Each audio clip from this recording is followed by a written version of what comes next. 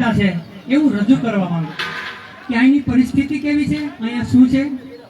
36 વર્ષ થયા આ બાપુ જે નાગેન્દ્ર ગિરી બાપુની આપણે તિથિ આજે ઉજવીએ છીએ, એમને અહીંયા આ જગ્યા ઉપર બહુ ખૂબ સંઘર્ષ કરેલો હતો અને પછી એને એવો ઢોરમાર મારવામાં આવ્યો. બાપુ આપણે દુઃખ થાય છે અને એક અઠવાડિયાની અંદર એનું મૃત્યુ થયું. પછી અહીંયા સમાધિ ન આવે ન દેવા માટે આજે આનંદજી કલ્યાણજી પેઢીના જે કર્મચારીઓ છે ને એ લોકોએ પણ ખૂબ મહેનત કરેલી, પરંતુ ત્યારે સાધુ સંતોનું અહીંયા અખાડો હતો. આપણે ભાઈ મહાવીરગીરી બાપુની બધા ત્યારે અહીંયા હાજર. હા, અને એ મહાવીરગીરી બાપુના હાથે જ અહીંયા સમાધિ થઈ. એવી રીતે ભાઈ શાંતિરાજજી પાસે થયું. એમને આ બધો સંઘર્ષ છેટથી ચાલતો આવ્યો છે. વર્તમાન સમયની અંદર પણ આટલો બધો સંઘર્ષ જ્યારથી આપણે સંતો બંતો આમાં તટસ્થતાથી આવ્યા છીએ ત્યારથી પ્રશાસનની જે કાર્યવાહી કરવી જોઈએ, જે તટસ્થતાથી કરવું જોઈએ એવું આપણા દ્વારા થતું નથી, આપણા ઉપર નથી થતું. પ્રશાસનની અંદર સાંપ્રદાયિક વ્યક્તિઓ જે આવી ગયા છે, જે ભેદ ઉભા કરીને અને એક તરફી કાનૂની વ્યવહાર જે આ ડુંગર ઉપર થઈ રહ્યો છે, કોઈ આપણું સાંભળતું નથી. અને જ્યારે અમારે બેઠક થઈ, અમને કોઈ કર્મચારી દ્વારા કહેવામાં આવ્યું કે ભાઈ તમે આ જૈનોની સાથે સંઘર્ષ જે છે તો બેસીને સુલઝાવો, અને અમે એના ઘણા પ્રયત્નો કર્યા. લગભગ 2 થી 3 વખત અમારે પેઢીવાળા સાથે બેસવાનું થયું, પણ પેઢીવાળાના જે આપણે જે એના નિયમો કીધા છે એમાં એનું એક જ દાનત રહી છે, કાં તો તમે આ જગ્યા ખાલી કરી દો અને કાં તો તમારે અહીંયા આવવાનું નહીં, અમે બધું કરીએ. આવી એની માનસિકતા. હું જાહેરમાં બોલું છું એટલે બહુ જવાબદારી પૂર્વક બોલું છું. આ કોઈ ખોટું કે કાલે સવારે કોઈ પછી કોઈ હોય કે એવું કોઈ પ્રશ્ન નથી આવતો. અમે ભરતભાઈ મનાભાઈ બધા ગયા હતા તો આ મંદિર એને મોટું બનાવી દેવાનું આપણને કીધું કે તમે તો અમે તમને આ મંદિર મોટું બનાવી દઈએ પણ તમારે રહેવાનું નહીં. તો બાપુ એ તો કોઈ શક્ય નથી. પછી એ બાપુ વચ્ચેથી પણ નહીં. તે પછી અમારે ફોરેસ્ટના અધિકારી ડોક્ટર રમેશ જે અત્યારે વર્તમાનમાં જૂનાગઢની અંદર છે, એને અમારે અહીંથી બેઠક થઈ ત્યારે અમારે વડાળ પાસે એક પશુ દવાખાનું છે, મોટી હોસ્પિટલ છે, ત્યાં બેસવાનું થયું.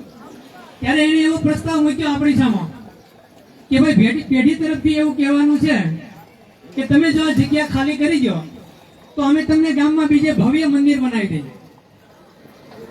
એટલે મેં તે દિવસે પ્રસ્તાવ એવો મૂક્યો બાપુ કે ભાઈ અમારે ભવ્ય મંદિરની જરૂર નથી, જે છે બરાબર છે, તમે નટતરફ ન થાવ તો બહુ થઈ ગયું. બીજા નંબરમાં અન્ય કોઈ દેવતાઓ હોય તો એનું ઉત્થાપન થઈ શકે, એને ફેરવી શકાય, પણ મહાદેવજીનું ઉત્થાપન થાય નહીં.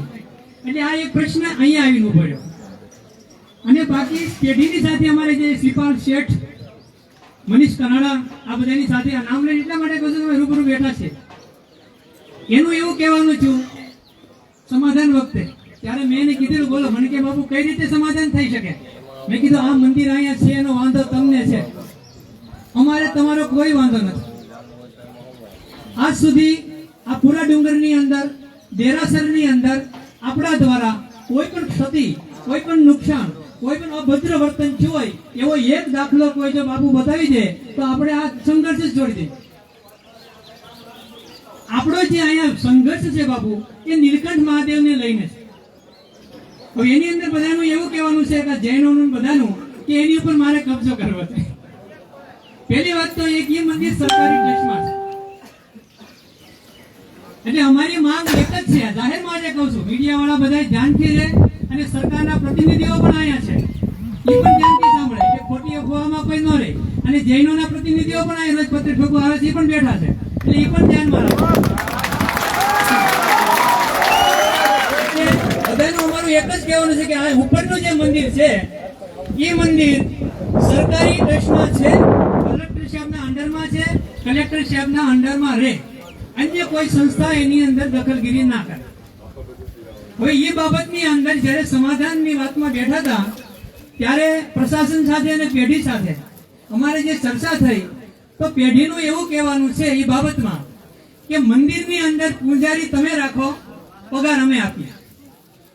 આ સમાધાન હમણાં 5 મિનિટમાં થાય એમ છે, પણ એની શરત એ છે કે આ મંદિરની અંદર પૂજારી તમારો અને પગાર અમે આપીએ.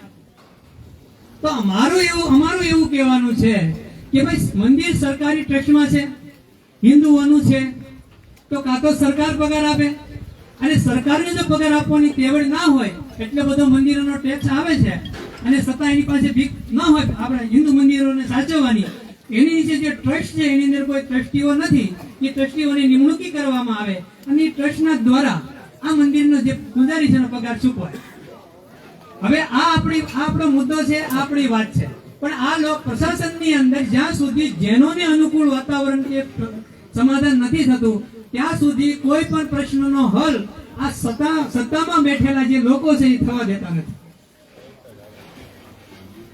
અહીંયા આપણે હજી સુધીમાં હું કહું છું, જૈનો સાથે અમારે કોઈ વાંધો નથી. અમારે અમારા મંદિરની અંદર જે સ્વતંત્રતા જોઈએ.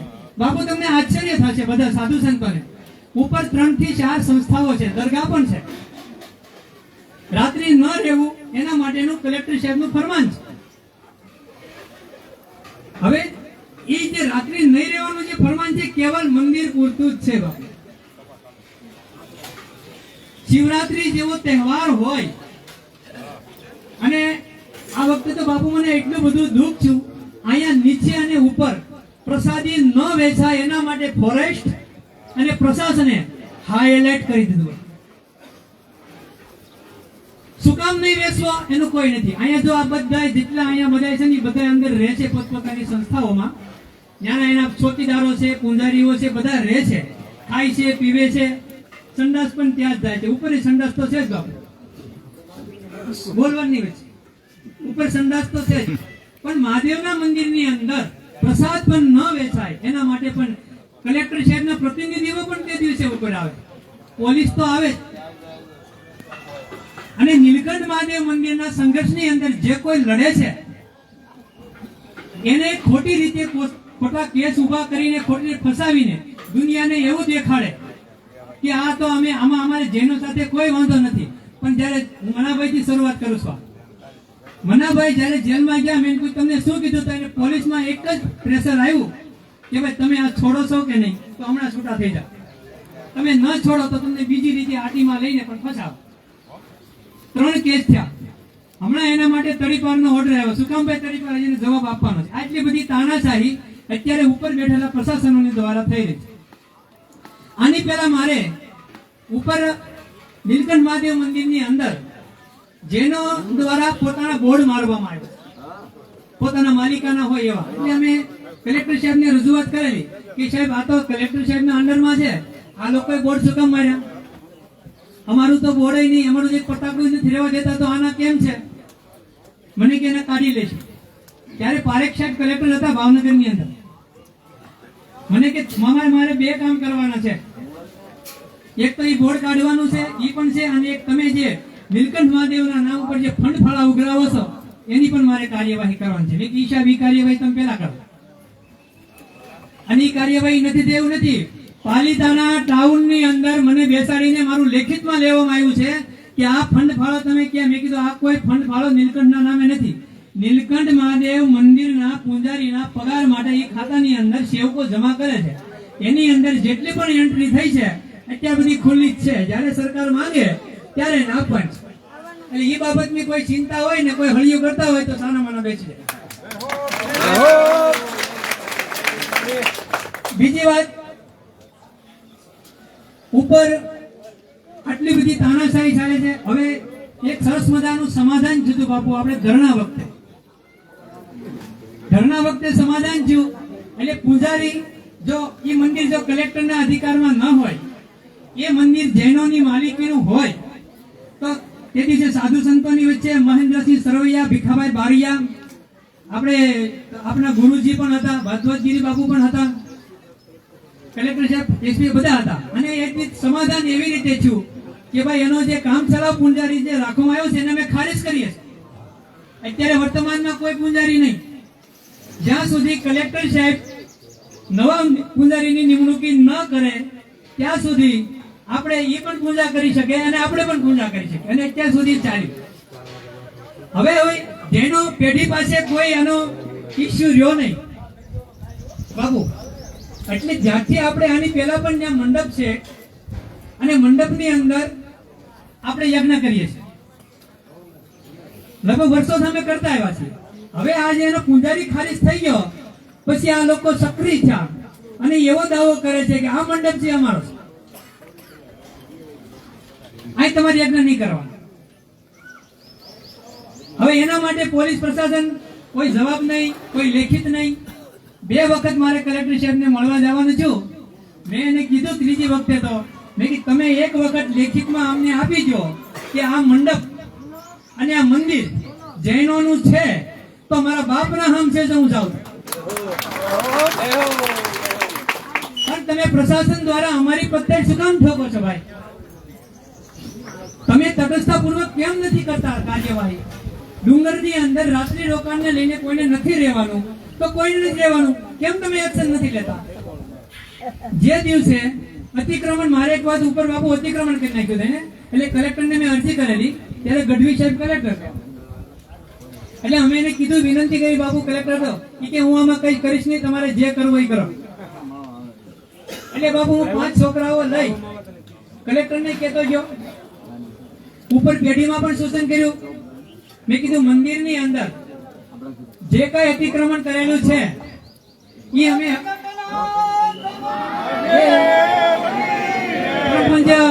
શ્રી શેરનાથ બાપુ આપણી વચ્ચે પધારી રહ્યા છે.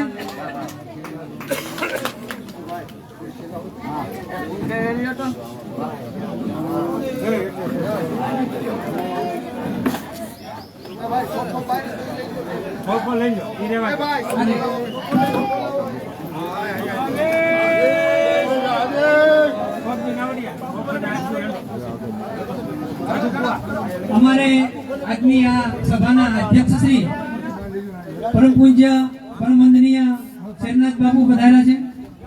ખૂબ ખૂબ સ્વાગત બાપુ, આપના શરણોમાં વંદન.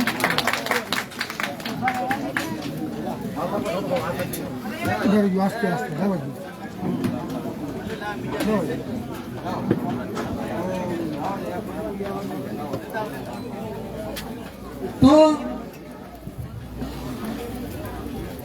તે દિવસે મારી સાથે 5 છોકરાઓ પણ હતા અને પેઢીની અંદર પણ અમે સૂચન કરેલું કે ભાઈ જે અતિક્રમણ જે સરકારને કાઢવું જોઈએ એ કોઈ નથી કાઢતું, અમે કાઢવા માટે આવ્યા છીએ, તમારે કોઈને જાણ કરી હોય તો કરજો.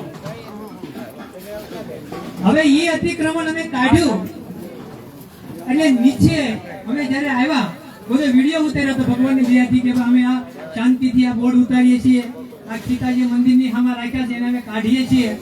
અને ત્યારે શિખર સંમેલનનું કાંઈક આ લોકોનું આંદોલન આવતું હતું, બાપુ આખો ઇસ્યુ એવો ઊંધો કરી દીધો અને સરકારને એટલી બધી ગુમરાહ કરી દીધી.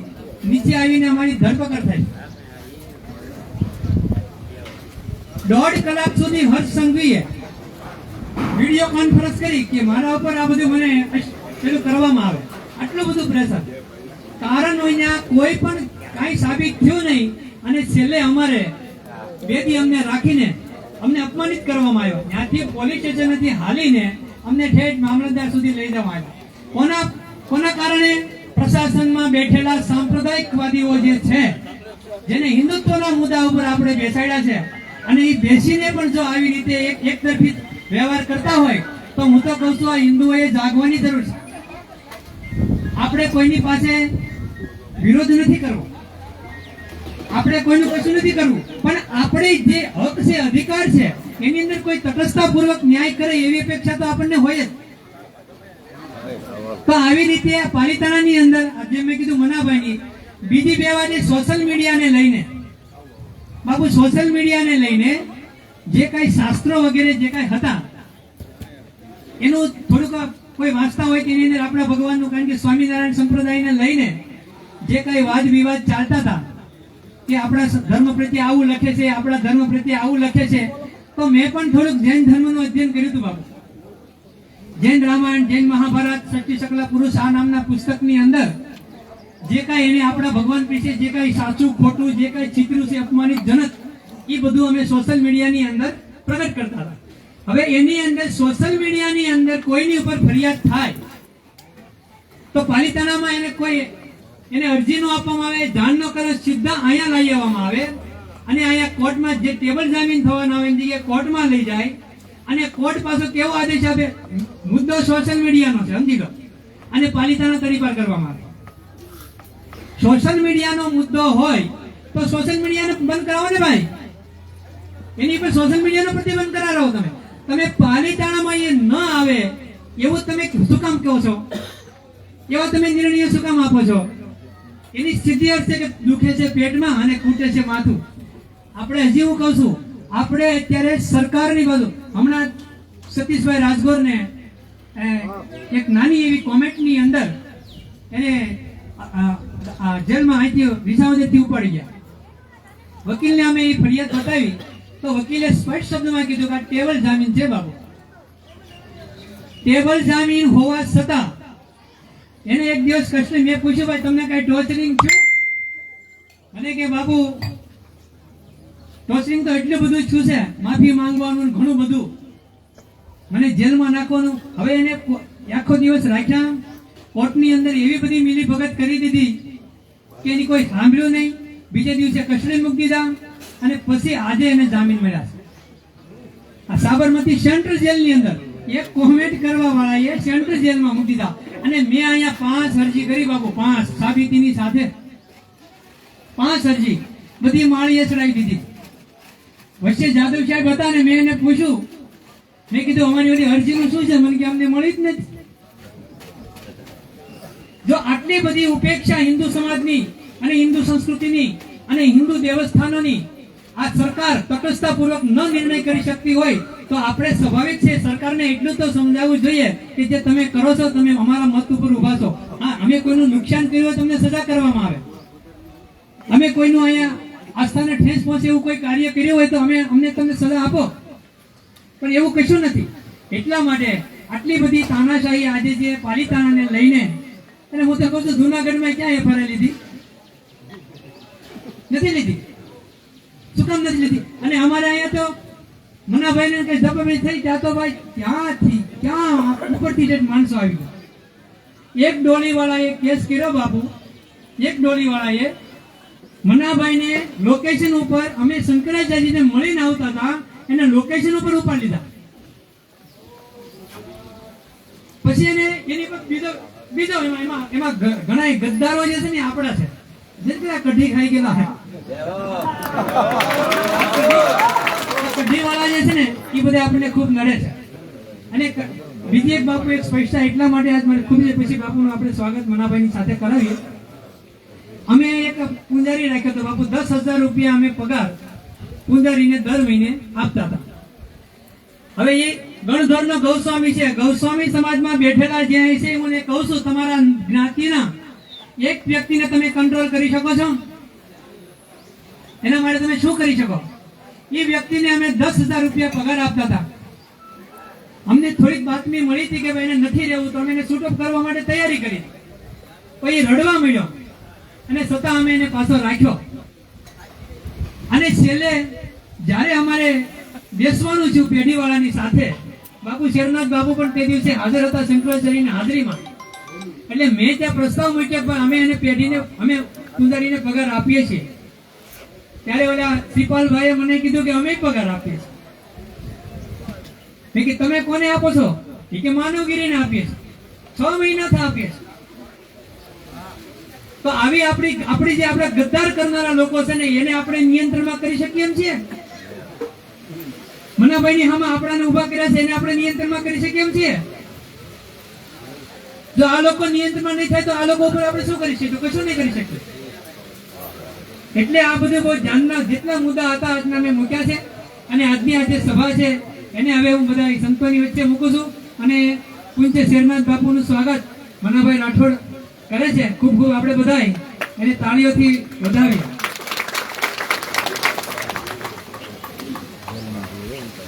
ગુરુર બ્રહ્મા ગુરુર વિષ્ણુ ગુરુદેવો મહેશ્વર ગુરુ સાક્ષાત પરબ્રહ્મ તસ્મૈ શ્રી ગુરવે નમઃ. પ્રગટનાથ મહાદેવ કી જય, નીલકંઠ મહાદેવ કી, સર્વ સંતો કી જય.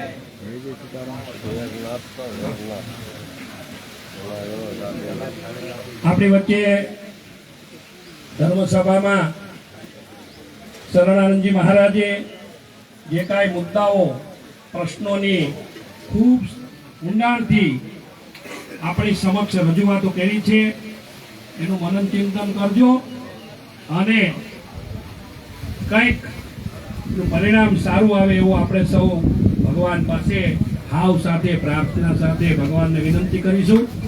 આપણી વચ્ચે સનાતન ધર્મ સંરક્ષક સમિતિ જે